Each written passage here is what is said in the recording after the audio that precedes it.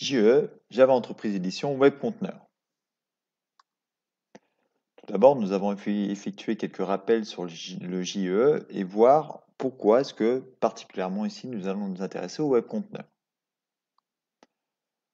Comme on a pu le voir dans les différentes parties du cours, le serveur JE va se situer en termes de back-end. Ça va être un serveur non seulement web, qui va être capable d'intercepter des requêtes clients par un HTTP serveur au niveau de son web tiers, son web conteneur, mais il possède également toute une partie spécialisée dans la communication machine-to-machine.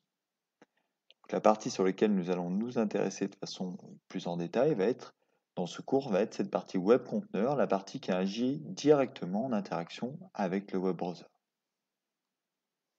Si on zoome un petit peu sur le comportement, la façon dont on va traiter l'information, le web conteneur. On va retrouver à gauche le client web qui va effectuer sa requête HTTP. Cette requête HTTP va être interceptée par un serveur HTTP au sein du serveur JE. Ce dernier va traduire cette requête HTTP en un objet Java qu'on va appeler un HTTP Servlet Request.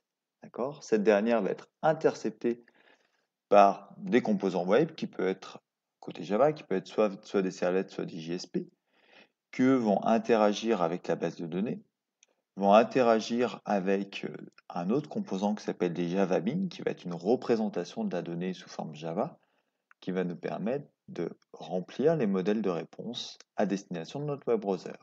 Une fois que l'opération de collecte d'informations, de création de ces objets Java qui représentent la donnée ont été effectuées, on va être capable de fournir une réponse au client sous forme de page HTML remplie avec les données dont on avait besoin ou sous forme de service web REST avec une requête via une réponse, par exemple au format JSON.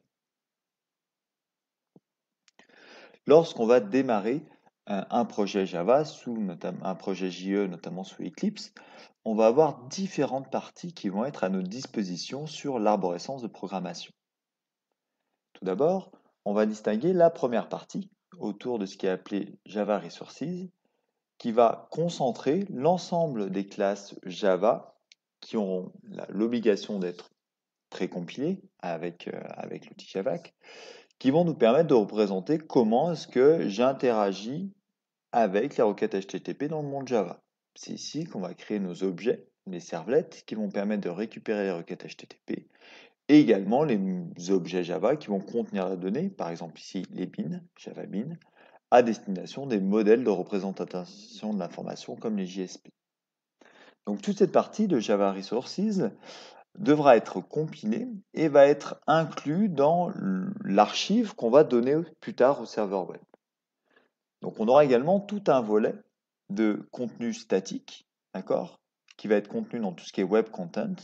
Ici, on va retrouver l'ensemble des éléments, nécessaires à une page, à un serveur web, tout ce qui va être CSS, JavaScript, contenu HTML, mais également nos modèles de JSP, nos modèles de représentation de l'information qui vont être utilisés par notre servlet ou par notre serveur JE.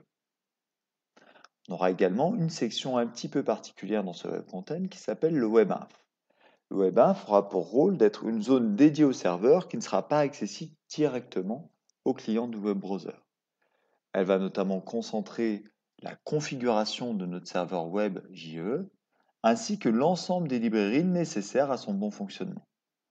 C'est également ici qu'on va voir le résultat de la compilation de nos objets Java, de nos classes Java, ce qui permettra au serveur d'avoir l'ensemble des informations dont il a besoin pour faire fonctionner notre application web.